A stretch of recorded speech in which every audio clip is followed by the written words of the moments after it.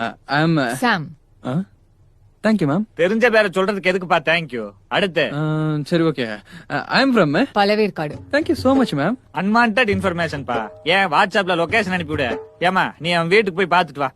Okay sir. ஆனா அதுக்கு முன்னாடி தெரிஞ்சுக்க வேண்டியது நிறைய இருக்கு. இருக்கா போல. சரி அடுத்து. நான் படிச்ச ஆடாச்சே என்னம்மா அது கெட்ட பழக்கம். அடுத்தவன் ரெஸ்யூம் வாங்கி மனப்பாடம் பண்ணி வச்சிருக்க. ஓ நீ ரெஃபர் பண்ண பையன் இவன் தானா? சீ, நான் ஏன் சார் இவரை ரெஃபர் பண்ண போறேன்? என்னது சியா? ஆடாச்சே நானும் பாக்குறேன் இவன் உள்ள வந்ததுல இருந்து உன் வைப்ரேஷனே சரியில்லையாமா.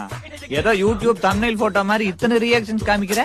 சரி ஓகே சாம் இந்தாங்க வேலை கிடையாது நீங்க கிளம்பலாம். C C C C sir நான் என்ன சார் பண்ணேன்? இல்ல சார் இவர் மேல எல்லாம் எதுவும் இல்ல. எங்க வீட்ல கல்யாணம் அதான் கொஞ்சம் கடுப்பா இருக்கு. சாம் பிஞ்சு தானியா எங்க வீட்ல எடுத்துருக்காங்க. Hello call me ma'am. மூச்சு போல. Sorry ma'am. சரி இன்டர்வியூக்குள்ள போலாம். விட்டா தானே போறதுக்கு.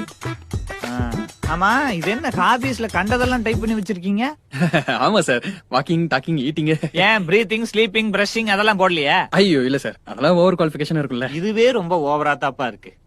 எப்படி இந்த ரெஸ்யூம் உங்க ஃப்ரெண்டோட ரெஸ்யூமோட காப்பியா இருக்கும் இல்லாட்டி உங்க ஃப்ரெண்டோட ரெஸ்யூமோட காப்பியா இருக்கும்.